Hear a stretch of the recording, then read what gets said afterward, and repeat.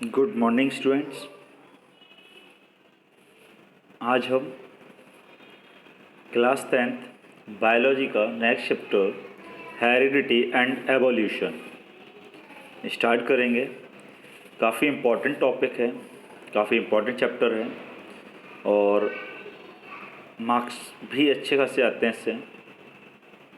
थोड़ा सा टिपिकल है बट इतना नहीं है, अगर आप अच्छे से समझेंगे तो आ जाएगा। और समझिएगा थोड़ा सा होता क्या है। What is heredity, one by one तो हम समझेंगे। पहले हेरिडिटी क्या होता है, आफ्टर डेट एवोल्यूशन क्या होता है। ठीक है, तो हम लोग सबसे पहले इसके नेम से देखते हैं कि हेरिडिटी, हेरिडिटी ओके, मतलब occurrence of character from their parents is known as heredity.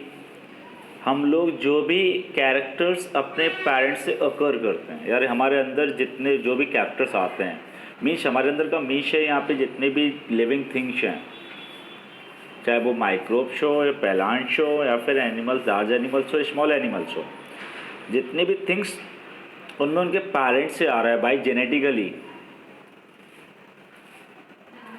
वो एक हेरिडिटी कहलाता है।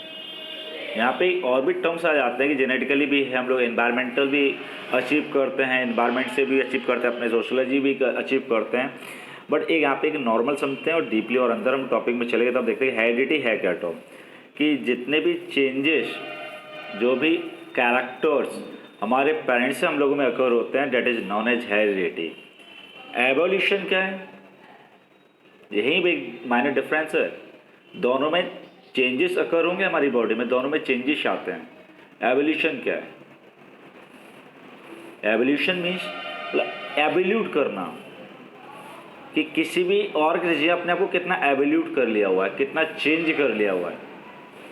और इसमें दोनों ही कैरेक्टर्स आएंगे, यानी कि by genetically and environmentally. Environment से उसने क्या अचीव किया है और जेनेटिकली क्या है।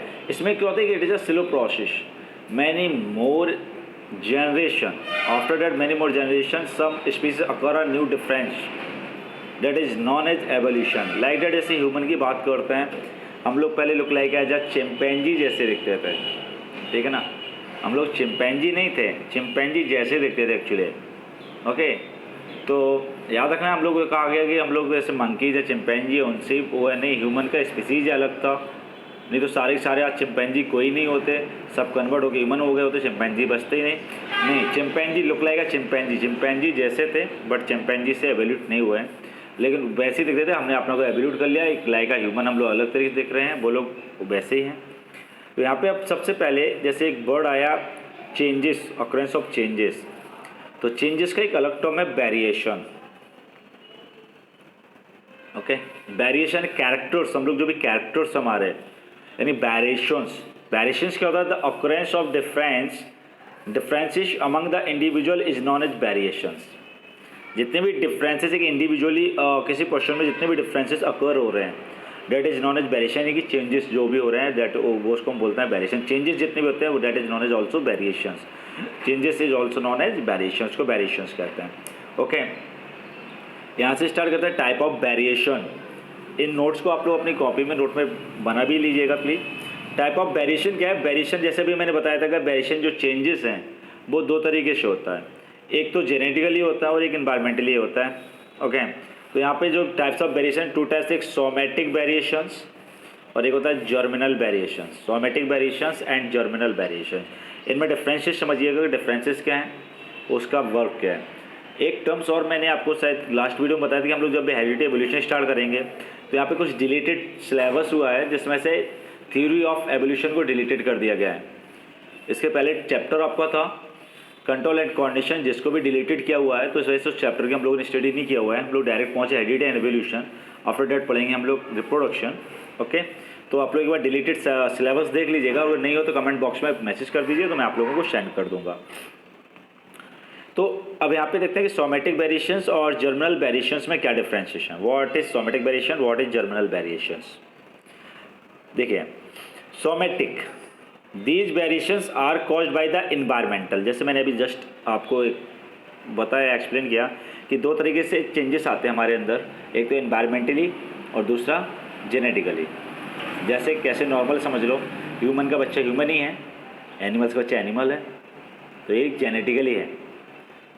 क्लियर। हमारे पेरेंट्स जैसे हमारे कैरेक्टर्स देखते हैं, हमारे उनके हेयर स्टाइल, हमारा आँखों बोलने का स्टाइल, चलने का स्टाइल, काफ़ी कुछ लोग लाएगा हमारे पेरेंट्स जैसा दिखता है। बट एक वो गांव में बच्चा रहता है और एक शहर में बच्चा आ जाता है, एक ही दिन हुआ दोनों लोग वर्थ लिया, तो दोनों में बिहेव में, दोनों के ग्रोथ में बहुत सारा डिफरेंसेस होगा। यही जो डिफरेंस है वो आता है इन्वायरमेंटली, वो हम इन्वायरमेंट से सीखते हैं, अपने समाज से सीखते हैं, सोशली, मतलब जो हमारा सामाजिक चारों तरफ का पर्यावरण है वहाँ से हम लोग सीखते हैं वो कैसे आ रहा है। तो वो जो इन्वायरमेंटली वेरिएशंस हो रहे हैं, कॉज हो रहे हैं, वो हमारा कहलाता है सोमेटिक वेरिएशन। जो इन्वायरमेंट से हम लोग कर रहे हैं that is known as somatic variation. तो जर्मिनल वेरिएशंस क्या होंगे, तो जस्ट यहाँ से देख लें, germinal variation are produce due to changes in heredity, यानी कि changes in germinal products. Okay, germ plasm, तो यहाँ पे थोड़ा सा यहाँ पे टॉपिक फोटो क्लियर नहीं है, उसको आप लोग देख लीजिएगा। तो यहाँ पे आता है changes due to a heredity. Okay, जो जर्म प्लाज्म यानी जर्म से होते हैं, यहाँ पे होगा term germ plasm, germ cell, germ cell. Okay, इससे आ जाते हैं।